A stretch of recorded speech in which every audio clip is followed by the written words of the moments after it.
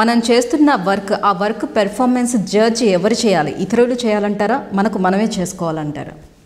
నేనైతే మనమే చేసుకోవాలంటాను. నేను ఇతరులు చేసేది ఎప్పుడూ కూడా ఎలా ఉంటుందంటే వాళ్ళ పారామీటర్స్ని బట్టి ఉంటుంది. ఒక్కొక్కసారి అవతల వాళ్ళు చేసే పారామీటర్స్ విమ్స్ అండ్ ఫ్యాన్సీస్ అంటాం, రాగద్వేషాలతో కూడి ఉంటుంది. అందులో ఎప్పుడూ కూడా ప్రపంచంలో సత్యం మనకే తెలుస్తుందని నమ్ముతాను నేనైతే.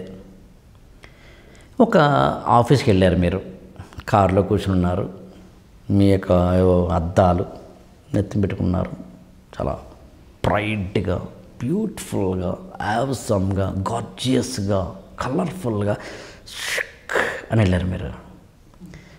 అక్కడున్న గార్డ్ ఆపుతాడు, సెక్యూరిటీ గార్డ్. మ్యామ్ ప్లీజ్ అంటాడు. ఎవడరా నువ్వు? మీరు ఎక్కడికి వెళ్తున్నారు సార్? మేడం ఎక్కడికి వెళ్తే నీకు ఎందుకురా? ఏంటి? వాడి మీద అరుస్తాం మనం. అరిచిన తర్వాత వాడితో మనకి చిన్న గొడవ అయింది అనుకుందాం. గొడవ అయిన తర్వాత మొత్తం మీద ఏదో వాడు సరే మేడం లోపలికి వెళ్ళిన తర్వాత మన లోపలికి వెళ్తూ మనలోనే ఒకడు మనతో మాట్లాడతాడు. అరే ఇంత హార్ష్గా బిహేవ్ చేయడం అవసరం అంటావా నాకు? వాడు అడిగింది ఏంటి పాపం, వాడు డ్యూటీ కదా వాడు చేయాలనుకున్నాడు. ఎస్, నీ పెర్ఫార్మెన్స్ అయినా, నీ నెగ్లిజెన్స్ అయినా, నీ వీక్నెస్ అయినా, నీలోని దొంగ అయినా దొరైనా నువ్వే గుర్తుపడతావు, ఎవ్వడు కాదు. అసలు మీ లోపల ఏముందో మీరు కాకుండా పక్కడు చెప్పగలరండి? ఒక్కని చెప్పండి, దమ్ముంటే చెప్పనండి. మహా అయితే వెరీ వెరీ ఫ్యూ పీపుల్. మీ ఒక వ్యక్తి యొక్క మనసులో ఏముందో యువతల వ్యక్తి చెప్పగలిగిన వాడు నాకు తెలిసి చాలా ఒకరిద్దరు మాత్రమే ఉంటారు.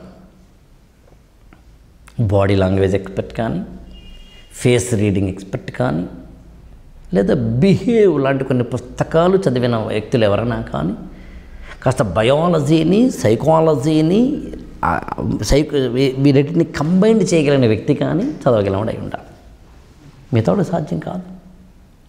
ఆ లోపల ఎంత ఏముందన్నది బయట ప్రపంచానికి తెలియనప్పుడు పెర్ఫార్మెన్స్ జడ్జిమెంట్ బయటోడు ఏం చేస్తాడు పాపం?